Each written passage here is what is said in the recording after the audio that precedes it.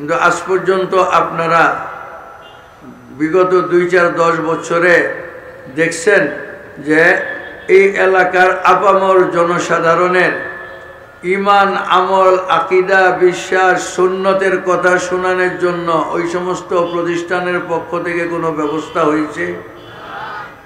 দেখলে বলেন, হয়তো হুজুর আপনি তো অন্ধ, দেখেন না, আসলে করে, এরকম হয়েছে? উত্তরা প্রত্যেকটা সেক্টরে একটা করে কল্যাণ সমিতি আছে। কি আছে? কল্যাণ সমিতি। 14টা সেক্টর, 14টা কল্যাণ সমিতি। 15, 16, 17, 18 আরো 4টা সেক্টরে 4টা কি আছে? কল্যাণ সমিতি। কল্যাণ সমিতি মানে এই সমিতিটা করাই হয়েছে মানুষের সেবা করার জন্য, মানব কল্যাণে নিয়োজিত থাকার জন্য। এই জন্য ওনারা মানুষের কাছ থেকে টাকা পয়সা উঠায়। প্রত্যেক বাড়ির মালিক, ভাড়াটিয়ারা ওনাদেরকে টাকা পয়সা দেন। কেন টাকা পয়সা দেন? যে আমরা আপনাদেরকে সেবা দেই। কি সেবা দেন? যে পুরা সেক্টরকে আমরা পরিষ্কার পরিচ্ছন্ন রাখি, নিরাপত্তা দেই, পরিচ্ছন্নতা দেই। তো নিরাপত্তা দেই, পরিচ্ছন্নতা দেই, পরিষ্কার পরিচ্ছন্ন রাখি, আপনারা পরিষ্কার পরিচ্ছন্ন থাকেন। এটা হলো আমরা জনকল্যাণকর কাজ করি। তো এই যে সিকিউরিটি গার্ড দিয়া নিরাপত্তা দেওয়া, পরিচ্ছন্ন কর্মী দিয়া পরিচ্ছন্ন করা, এই পরিচ্ছন্নতা হয় বাহ্যিক, রাস্তাঘাট, ড্রেন ইত্যাদির বাহ্যিক পরিচ্ছন্নতা। আর এইরকম ইসলামী মহাসম্মেলনের দ্বারা যেটা হয় সেটা হয় দিলের কালি সাফ হয়। বলেন আলহামদুলিল্লাহ। ঠিক কিনা বলেন? এখন বলেন যে পরিচ্ছন্ন করতে করতে আমাদের জন্য যদি গোলাপের বাগান বিছায়া দেওয়া হয়, ওইখানে আমরা বসে থাকি, আর আমার দিল যদি নাপাক থাকে, আমার মন যদি নাপাক থাকে, তাহলে আমার দ্বারা সমাজ উপকৃত হবে না অপকৃত হবে? তাহলে কল্যাণ সমিতি বলেন, বিভিন্ন বড় বড় শিক্ষা প্রতিষ্ঠান বলেন, এরা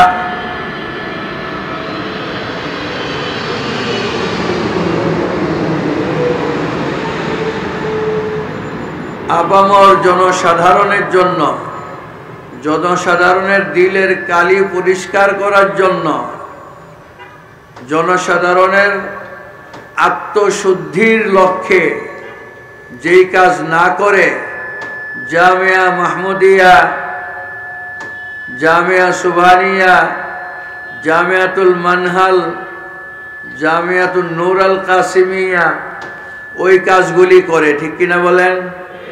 মানুষকে দাওয়াত দেয়, আহ্বান করে, করজোর আবদার করে, 2 হাত জোর কইরা বলে আসেন, একাগ্রতার সঙ্গে শুনেন, শুনলে আপনাদের দিল সাফ হবে, লাভ হবে, আত্মশুদ্ধি হবে, আপনাদের চরিত্র সংশোধিত হবে, আপনাদের ঈমান আমল মজবুত হবে, আপনাদের রূহানিয়াত, দিলের আলো জ্বলবে, দিল আলোকিত হবে, আল্লাহ পাকের মারিফাত মুহাব্বত কলবের মধ্যে সৃষ্টি হবে, প্যার নবী মুহাম্মদুর রাসূলুল্লাহ সাল্লাল্লাহু আলাইহি ওয়াসাল্লামের মুহাব্বত সৃষ্টি হবে, সুন্নতের মুহাব্বত সৃষ্টি হবে। তাহলে আপনারা আমলের দিকে অগ্রসর হইতে পারবেন, ঈমান মজবুত হবে, আমল পরিশুদ্ধ হবে, কবরের থেকে নিয়ে জান্নাত পর্যন্ত আপনারা এই আমলের ফল ভোগ করতে পারবেন। ঠিক কিনা বলেন? ভালো করে না খারাপ করে? ভালো করে না খারাপ করে? কতটুকু ভালো করে? যে আমার বাবা আমার জন্য যতটুকু না করেছে, আমার মা আমার জন্য যতটুকু না করেছে, আমার সমাজ আমার জন্য যতটুকু না করেছে, আমার প্রতিষ্ঠান আমার জন্য যতটুকু না করেছে, আমার শিক্ষা প্রতিষ্ঠান আমার জন্য যতটুকু না করেছে, মাওলানা মুফতি কামাল উদ্দিন সাহেব আমার জন্য অতটুকু করতেছে, ঠিক কিনা বলেন? সর্বপ্রথম এই জন্য দোয়া, কৃতজ্ঞতা, হাজারো শুভেচ্ছা, স্বাগত জানাই মুফতি কামাল সাহেবকে, যে এত বড় আয়োজনের মতো ঝুঁকি, এত বড় আয়োজনের মতো একটা পদক্ষেপ, এটা কোনো সহজ বিষয় নয়, অস্বাভাবিক, অসাধারণ। মাগরিবের পরে বুখারী শরীফের সবক দিবেন হযরত শেখ আহমদ দামাত বারাকাতুহুম, মুহাদ্দিস, সিনিয়র মুহাদ্দিস, হাটহাজারী মাদ্রাসা। আমরা যখন ছাত্র ছিলাম তখনই শেখের লেখা পড়ানের আপনার ইলমের দবদবা ঢাকা থেকে শুনেছি, যে তখন আজ থেকে 35-40 বছর আগে আমরা শুনেছি যে সুদূর হাটহাজারী মাদ্রাসায় সবচেয়ে গ্রহণযোগ্য, সবচেয়ে বাস্তবসম্মত উস্তাদ হইলেন শেখ আহমদ সাহেব দামাত বারাকাতুহুম। বলেন আলহামদুলিল্লাহ। ওনাকে এখানে নিয়ে আসা সহজ ব্যাপার না। সারা বাংলাদেশে প্রায় 7 থেকে 8 হাজার দাওরা হাদিস মাদ্রাসা বেফাকের মধ্যে ছেলেদের, ঠিক এরকম আছে মেয়েদের।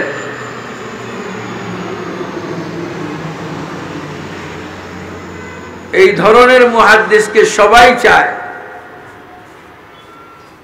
10 মিনিটের জন্য পেতে চায়। এটা মুফতি কামাল সাহেবের কামাল। তো কবি নজরুলের কবিতা মনে হয়ে গেছে, কামাল তুনে কামাল কিয়া ভাই। কবি নজরুল কামাল আতাতুর্কের প্রশংসা করতে যায় লিখছেন, দুশ্মন সব মার দিয়া, किल्ला फतेह कर दिया, कमाल तूने कमाल किया भाई। तो अभी मुफ्ती कमाल साहब আমার বন্ধুবর্গকে বলবো, कमाल तूने कमाल किया भाई। এত বড় শেখকে কিভাবে পাইলেন? আমি সামান্য একটু নিছি যে হযরত বয়ান তো এখানে করবেন, আমার মাদ্রাসাটা একটু খালি আপনার পায়ের ধুলাটা দিতে যাবেন। হযরত কবুল করছেন, এখানে খাওয়া বয়ান কইরা রাত্রি যে আমার এখানে রাত্রি যাপন করবেন। আমি বড় করজোর হযরতের কাছ থেকে দরখাস্ত করে নিছি, মুফতি সাহেবের কাছ থেকে অনুমতি নিয়া, যে বয়ান আপনার মাহফিলেই করো, শুধু হযরত তার পদধূলিটা আমাকে দিবেন। জুনায়েদ আল হাবিব আজকে আসার কথা ছিল, কালকে আসবে, বদল হয়েছে বললেন উনি। আর রফিকুল ইসলাম মাদানী সারা বাংলাদেশের সমাদৃত, আজকে আসবে, ঈশান নামাজের পরে বয়ান করবেন। তো এই সমস্ত বড় বড় মানুষ জমা করা তো মুশকিল, পাওয়া তো মুশকিল। বলেন আমাদের উপরে এহসান করছে কিনা? এহসান করছে, কিন্তু আমরা এরকম ভাব দেখাই যে মাহফিলের ভিতরে না হিসাব, বাহিরে যে খাড়ায় রয়েছে এটাই আপনার মাহফিল ওয়ালার উপরে এহসান। উল্টা দেখাই, আইসাতে কোন রকম খালি বসছি, সাইবা সুইবা বহি না, আরে দৌড় জেনে খুশি এনে বহে থাকো না জামুগা, মনে হয় যেমন মাহফিল ওয়ালার উপরে এহসান। আসলে বলেন তো দেখি, বুঝে থাকলে ইন্তেজামিয়ার এহসান আমাদের উপরে না আমরা যে আইসা মাহফিলকে ধন্য করলাম, আমাদের এহসান তাদের উপরে? কাদের এহসান কাদের উপরে? বলেন তাদের লাভ বেশি না শুনলে আমাদের লাভ বেশি? সংশোধন তাদের দরকার না আমাদের দরকার? ওনারা তো কোরআন হাদিস পড়াচ্ছেন, কাল আল্লাহ কাল রসুল করতেই আছেন, তো আমাদের চেয়ে আগেই আছেন। আরে হেদায়েতের তো প্রয়োজন কার? আমার। আমি না হেদায়েতের মুহতাজ, আমার না সংশোধনী দরকার। মেরে প্যারে দোস্ত আজিজ, এই জন্য কিছুক্ষণের মধ্যেই তো মাগরিবের নামাজের সময় হয়ে যাবে। তো আমি মনে করি যে আমাদের উপরে বড় এহসান করেছেন কত বড় মানে ইন্তজাম। আর এইরকম একটা প্যান্ডেল, এইরকম বিশাল একটা স্টেজ, এটা করতেও তো এমনি তো আর হয়ে যায় না। এমনি হয়ে যায়? 2 দিন পর্যন্ত এই সাউন্ড সিস্টেম, লাইটিং, মাইকিং, এই সব, এরপরে এদের প্রস্তুতির জন্য পোস্টার, হ্যান্ডবেল, ব্যানার, প্রচার প্রসার, এরপরে উলামা একরামকে দাওয়াত দেওয়া, ওনাদেরকে উপস্থিত করার ধকল। আমরা যেহেতু মাহফিল করি আমরা বুঝি। এরপরে উলামা একরামকে সম্মান করা, যেহেতু এরা আমাদের মেহমান, ওনারা আমাদের মেহমান, দিনকে রাত কইরা, রাতকে দিন কইরা, তারপরে ওনারা কি করেন এই মাহফিলগুলো মধ্যে উপস্থিত হন। এটা 4টিখানি কথা না, এটা 4টিখানি কথা না।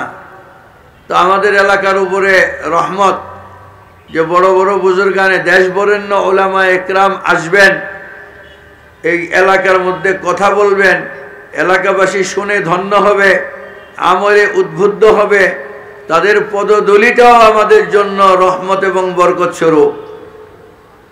এই সমস্ত বুজুর্গানে দ্বীনের পায়ের ধুলা আমাদের জন্য রহমত এবং বরকত স্বরূপ। এই জন্য আমি মাইকের আওয়াজ যতটুকু যাচ্ছে, আমরা যারা শুনছি, আমরা এই সুবর্ণ সুযোগকে হারানো কিছুতেই ঠিক হবে না। আমি আপনাদের সামনে কোরআনে কারীম থেকে একটি আয়াত তিলাওয়াত করেছি, হাদিসে শরীফার অগণিত হাদিস থেকে একটি হাদিস উল্লেখ করেছি। এই হাদিস শরীফের আলোকে কয়েকটি কথা। আল্লাহর নবী বলেন, বুইস্তু মুআল্লিমা, আমাকে আল্লাহ পাক মুআল্লিম বানায়া পাঠাইছেন, শিক্ষক বানায়া পাঠাইছেন। উম্মতকে মানবতা শিক্ষা দেওয়ার জন্য, দ্বীন শিক্ষা দেওয়ার জন্য, মনুষ্যত্ব শিক্ষা দেওয়ার জন্য। কই না শিখলে কি হইব? কই না শিখলে হইব লাহুম কুলুবুল লা ইয়াফকাহুনা বিহা, কোরআনে কারীমের আয়াত। তাদের কলব থাকবো, বুঝবে না এটা দিয়া। ওয়ালাহুম আয়ুনুল লা ইউবসিরুনা বিহা, তাদের চোখ থাকবো, চোখ দিয়া দেখবো না। ওয়ালাহুম আযানুল লা ইয়াসমাউনা বিহা, কান থাকবো, কান দিয়া শুনবো না, সত্যটা শুনবে না, সত্যটা দেখবে না, সত্যটা বুঝবে না। উলাইকা কাল আনআম, আল্লাহ পাক বলেন ডিগ্রিধারী পশু। তারা কি? ডিগ্রিধারী পশু, সার্টিফিকেট আছে কিন্তু পশু। বালহুম আদল, পশুর চেয়েও অদম, পশুর চেয়েও অদম। বালহুম আদল, পশুর চেয়েও অদম। মেরে প্যারে দোস্ত আজিজো, বর্তমান বিশ্বে যারা নিজেদেরকে শিক্ষিত মনে করে, জাতি যাদেরকে শিক্ষিত মনে করে, প্রকৃত অর্থে আল্লাহর ভাষায় এরা শিক্ষিত নয়, এরা হলো ডিগ্রিধারী পশু। ঠিক কিনা বলেন? কেমন শিক্ষা হইল এটা? ট্রান্সজেন্ডার নিয়ে এরা কাজ করতেছে, যাতে এই দেশের নারী পুরুষরা যে যেমনে ইচ্ছা এমনি চলতে পারে। দাড়িমুছ আছে, সবকিছু আছে, কিন্তু মনে মনে কয় আমি কি মহিলা। সুতরাং সার্টিফিকেট দেওয়া হবে যে হ্যাঁ আপনি কি মহিলা। সবকিছু আছে, হ্যাঁ। একটা মেয়ে মানুষ মনে মনে কইব আমি কি পুরুষ, সমাজ তাকে স্বীকৃতি দিবে যে না আপনি কি পুরুষ। এটারে কয় ট্রান্সজেন্ডার, চেঞ্জ করা। এখন যেহেতু আমি আর পুরুষ থাকতে চাই না, আমার মন বলে আমি আর পুরুষ থাকতে চাই না, কাজে আমাকে নারী হিসাবে ঘোষণা দেওয়ার, আমাকে নারী হিসাবে নিজের পরিচিতি দেওয়ার স্বাধীনতা দিতে হবে। এটা তার কথা। মেয়ে কইব যে আমি আর কি থাকতে চাই না, নারী থাকতে চাই না, আই এম ফেড আপ, আমি ফেডা হয়ে গেছি, এখন থেকে আমি পুরুষ হিসাবে সমাজে পরিচিত হইতে চাই, তাহলে তাকে স্বাধীনতার সমাজ দিতে হবে যে না তিনি পুরুষ। এই জন্য ডাক্তারের কাছে যাবে, ডাক্তারের কাছে যায় যেহেতু নারী হইতে হবে তাহলে মোষ না উঠে, এরকম করে ডাক্তারকে কইতে হইব যে আমার মোষ এমন ভাবে শাসেন যাতে করে আর জীবনে না উঠে। কি লেগে আমি এখন থেকে নারী হয়ে যাবো আর পুরুষ থাকবো না, দাড়ি মুছ চাইছা এরকম বাউ করে দেন যাতে করে আর না ওঠে। কিছু মেডিসিন দিয়ে এটা বন্ধ করে দেয়, আর দাড়ি মুছ ওঠে না। এখন উনি মেকআপ মেকআপ সাইজ কইরা, তারপরে কাজল আলতা লাগায়া, নীল পালিশ লাগায়া, স্মেলি পোশাক পইরা একটা মেয়ে মেয়ে সাজে। তার এই সুযোগ দেয় স্বাধীনতা, তার এই সুযোগ দেয় স্বাধীনতা। এটা আশ্চর্য মনে করেন না, পুরা পশ্চিমা জগতের অসভ্যরা এটাকে সভ্যতার অংশ মনে কইরা এটা আইন করে দিছে যে কোনো মহিলা যদি বলে যে আমি পুরুষ হিসাবে পরিচিত হইতে চাই, তাকে সেই সুযোগ দেওয়া, এটা আইনি কি বৈধতা, বৈধ বিষয়। ছেলেকে মেয়ে দেওয়া, মেয়েকে ছেলে করা, এগোর কাছে সব আইন। দুইটা ছেলে বড় বন্ধুত্ব, তো একজন আরেকজনরে কয় যে বন্ধু কি চলো আমরা দুইজনের বিয়ে হয়ে গেলে। তো কেমনে? কাজী সাহেব, কাজীর কাছে যাবো বিয়ে করবো, তো কাজী সাহেবের কাছে যায়। কাজী সাহেব বুঝে যে এটা বিয়ে না, তারপরও বিয়ে পড়াইতে বাধ্য, কারণ সরকারি আইন আছে যে কেউ যে কেউরে লইয়া যায় এর সঙ্গে এর বিয়ে হইতে হইব, না পড়াইলে কাজী সাহেব দোষী। তো কাজী সাহেব ছেলে ছেলেতে বিয়ে পড়ায় দেয়, মেয়ে মেয়েতে বিয়ে পড়ায় দেয়। একবার পত্রিকায় দেখলাম যে ইউরোপের এক মেয়ে কুত্তা নিয়ে গেছে কাজী সাহেবের দরবারে। কাজী সাহেব কি ব্যাপার, কি লয়ে এসো? কয় এটা আমার প্রেমিক, এর লোকে আমার বিয়ে পড়াইয়া দেন। আরে কুত্তার লোকে বিয়ে পড়াই দিব কেমনে? কয় না দিতে হবে, না দিলে আমার মানবাধিকার লঙ্ঘন হয়, দিও। তো কুত্তার কানে দইরা বিয়ার মন্ত্র বইরা ছেড়ে দিছে। তো কান দইরা যখন বিয়ার মন্ত্র পড়ছে,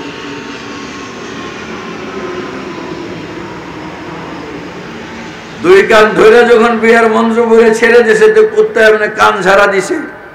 কাজী সাহেব কয় বিয়া হয়ে গেছে। কবুল কইছে? হা কইছে। তো বুঝলাম না দি, কানলারা দিছে দেখো নাই, মাতালারা দিছে, উল্টা নেলারা দিছে। কারে বুঝো না? মাইনসে যদি হবাচক কিছু বুঝাইতে চাইতে এমনি এমনি মাথা লড়ায়, আর কুত্তায় হবাচক বুঝাইতে এমনি এমনি মাথা লড়ায়। হয়ে গেল কুত্তার লোকে মাইনসের বিয়া। এরা শিক্ষিত, এরা সভ্য,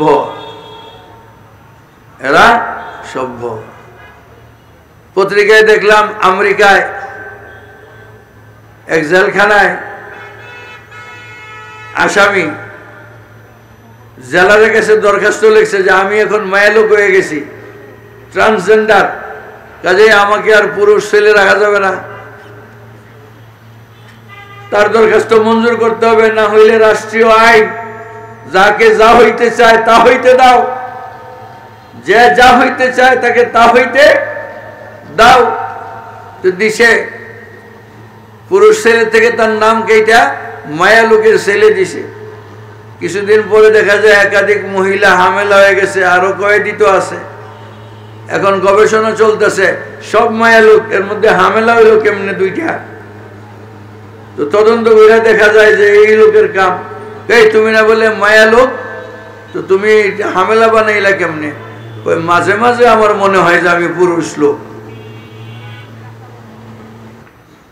তাদের শিক্ষা তাদেরকে এই জায়গায় নিয়ে গেছে।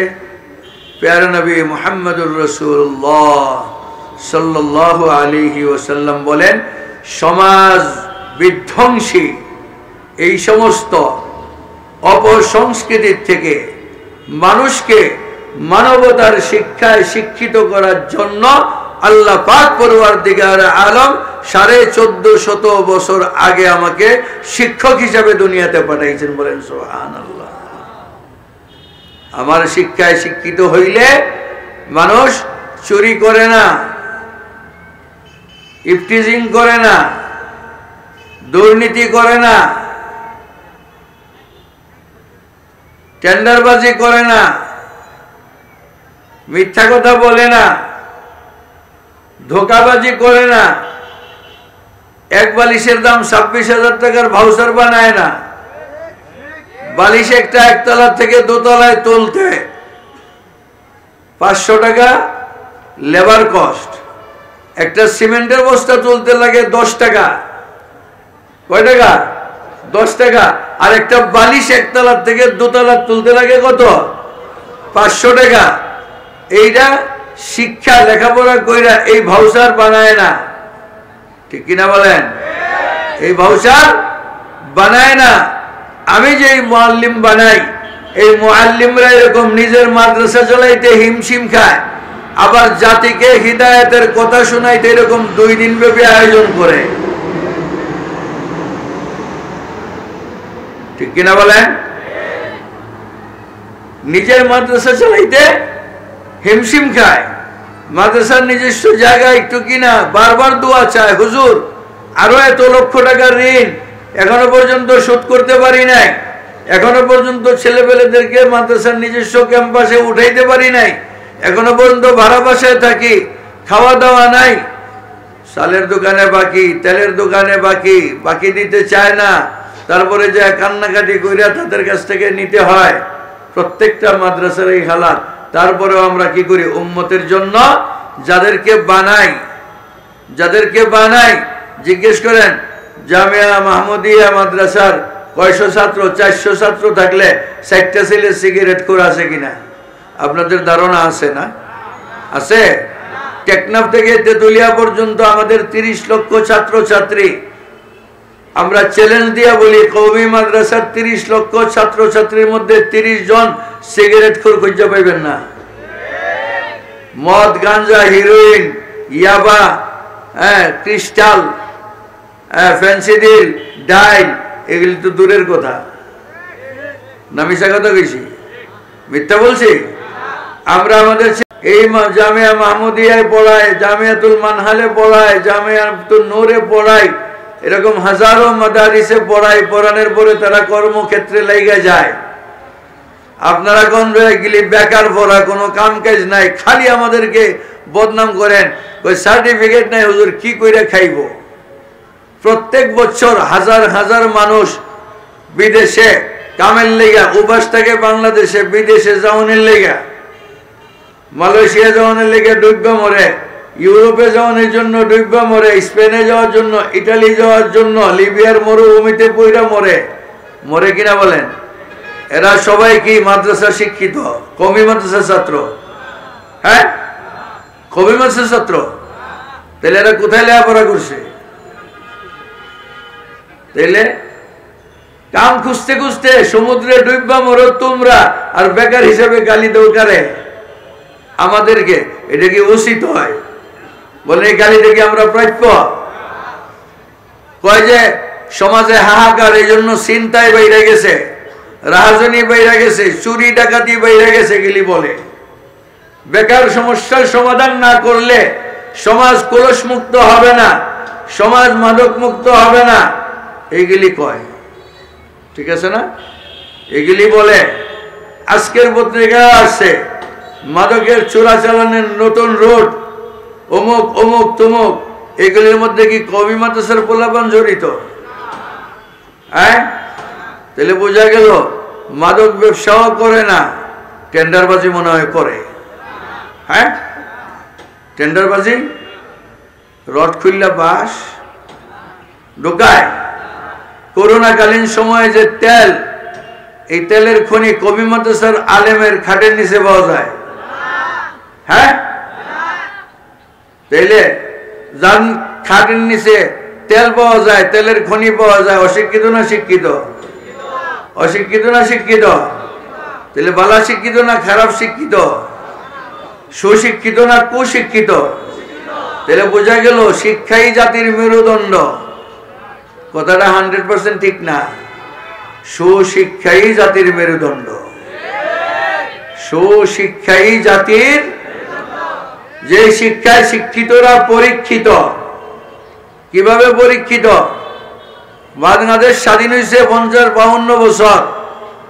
এই 52 বছরে একটা দৃষ্টান্ত দেখান যে কওমি মাদ্রাসায় পড়ুয়া মুয়াজ্জিনগণ একত্রিত হইয়া মুয়াজ্জিন অ্যাসোসিয়েশনের পক্ষ থেকে প্রেস ক্লাবের সামনে গিয়া বেতন না বাড়াইলে আজান নাই, এরকম একটা ঘটনা ঘটছে। 3 দিন পর্যন্ত বাংলাদেশের কোন মসজিদে আজান হয় নাই, এরকম ঘটনা ঘটছে মনে হয়। ইমাম সাহেবরা নামাজ পড়ায় নাই, ঘটছে। খতিব সাহেবরা খুতবা দেয় নাই, ঘটছে। কওমি মাদ্রাসার শিক্ষকরা পড়ায় নাই, বন্ধ আছিল, ঘটছে। তাইলে এরা বেতন বাড়ানোর সংগ্রাম কইরা লেখাপড়া বন্ধ করে না, কার্যক্রম বন্ধ করে না। প্রাইমারি স্কুলের শিক্ষকরা তো জীবনে বয়কট করে নাই, নায়িকা দিকবার করছে। হাই স্কুলে, কলেজে, সচিবে, ইউনিভার্সিটির প্রফেসররা, এমন কোন ডিপার্টমেন্ট নাই যে ডিপার্টমেন্টের মানুষ বেতন না বাড়াইলে কাম করব না এইভাবে বয়কট না করছে, এমন কোন মানুষ নাই। গার্মেন্টসের শ্রমিকরা করছে কিনা? গার্মেন্টসের বাংসুর হয় কিনা? ভাঙ্গে চুরা স্বভাবের আলাদা, কালকে যেটা কাজ করছে আজকে এটা ভাঙ্গে। মুয়াজ্জিনরা আজানের বেতন বাড়ায় না, এই জন্য মসজিদের বাংসুর অনেক করছে। খতিবরা মিম্বর ভেঙে লাইছে, হ্যাঁ, খুতবা যে চেয়ারে দেয় সেই চেয়ার আসাইরা ভেঙে লাইছে। হয়েছে এরকম? কেন হয় না? এটা একটা প্রশ্ন, বিশাল একটা প্রশ্ন, কেন হয় না? এই জন্য যে ইমাম, খতিব, মুয়াজ্জিন, মাদ্রাসার মুদাররিসিন, মুহতামিম, নাজিমে তালিমাত এরা যখন বাজারে যায় তখন সবাই কি লাগবে হুজুর, লাও লয়ে যান ফ্রি, এমন কি লাগবে কাপড় লয়ে যান ফ্রি। এরা বাজার ফ্রিতে করে, আপনারা টেকাতে করেন, এরকম। আমার তো অভিজ্ঞতা হইল যে এই কথা কইলা, হুজুর আপনি হুজুর মানুষ, আপনার লোক মিশা কথা কমু, এটা কই আরো মনে করে যে হুজুর তো বোধাই আরো ঠকাইয়া দেয়, ঠিক কিনা বলেন? আরো ঠকাইয়া দেয়। হুজুর যেহেতু দুনিয়া বুঝে না, এই ঠকে যায় পরে। এই ঠকায় ঠক হয় না, এই ঠকায় কি হয় না? ঠক হয় না। কেন ঠক হয় না? মুয়াজ্জিন বেতন বাড়াইতে চিৎকার করে না, ইমাম চিৎকার করে না, খতিব চিৎকার করে না, উলামা ইকরাম চিৎকার করে না, মুহতামিমরা চিৎকার করে না, কিন্তু চলে বালা। আলহামদুলিল্লাহ কোন চলে বালা। কিছু কিছু আমি তো শুনতেছি, আমার তো এখানে 22 বছর, আমার এখানে কয় বছর? 22 বছর। এই 22 বছরে এই 2 কানে বহুত শুনছি, হুজুর চলে কেমনি? হুজুরে চলে বালা। কেন চলে বালা? আল্লাহ পাক কোরআন শরীফে বলছে, ওয়ায়ারযুকহু মিন হাইসু লা ইয়াহতাসিব। যারা আল্লাহর কাজ করে আল্লাহ পাক তাদেরকে ধারণাতীত উৎপত্তি স্থল থেকে রিজিক দান করেন। কেমনে দেন? বরকত দিয়ে দেন। রিজিকে কি দিয়ে দেন? বরকত দিয়ে দেন। যারা আল্লাহর কাজ করে তাদের রিজিকের মধ্যে আল্লাহ পাক কি দিয়ে দেন? বরকত দিয়ে দেন। আজান মনে হয়ে যাবে। তো আমি বলতেছিলাম যে এই যে কওমি মাদ্রাসা, এই কওমি মাদ্রাসায় রাসূল করিম সাল্লাল্লাহু আলাইহি ওয়াসাল্লামের যে তালিম তিনি নিয়ে আসছেন হযরত, সেই তালিমের প্রচার প্রসারের জন্য আল্লাহ পাক পরওয়ারদিগার আলম এই কওমি মাদ্রাসাগুলো চালু করছেন। মানব কল্যাণে নিয়োজিত থাকা ওনাদের কাজ। সেলুট জানাই সকল এলাকাবাসীর পক্ষ থেকে মুফতি কামাল সাহেবকে, যে এত বড় একটা ঝুঁকি নিয়ে 2 দিন ব্যাপী একটা মাহফিল অত্র এলাকার আপামর জনসাধারণকে কোরআন সুন্নাহ শোনানোর জন্য যে ব্যবস্থা করছেন। দোয়া করি আল্লাহ পাক এই ব্যবস্থা যে নিয়তে করছেন সেই নিয়তকে আল্লাহ পাক ভরপুর পরিপূর্ণ করে দেন, এত এলাকাবাসীর হিদায়াতের ব্যবস্থা করে দেন। সঙ্গে সঙ্গে তিনি যে এলাকাবাসীর জন্য এত বড় সোপান খুললেন, আল্লাহ পাক ওনার প্রতিষ্ঠানকে দিন দুগুনি রাত চৌগুনি তরক্কি নায়াত করেন। এই প্রতিষ্ঠানের যত জরুরত আছে আল্লাহ পাক তার গায়বী খাজানার থেকে পুরা করে দেন। এলাকাবাসীর দিল মন আল্লাহ পাক এই প্রতিষ্ঠানের দিকে ঝোঁকায়া দেন। এই প্রতিষ্ঠানের কিছু জায়গা ক্রয় করা হয়েছে, জমিনের এখনো মূল্য পরিশোধ করা যায় নাই। আল্লাহ পাক তার পছন্দিদা বান্দাদের দ্বারা এই জরুরতটা পুরা করে দেন। আমিন। ওয়া আখিরু দাওয়ানা আনিল হামদুলিল্লাহি রাব্বিল আলামিন। আসসালামু আলাইকুম ওয়া রাহমাতুল্লাহ।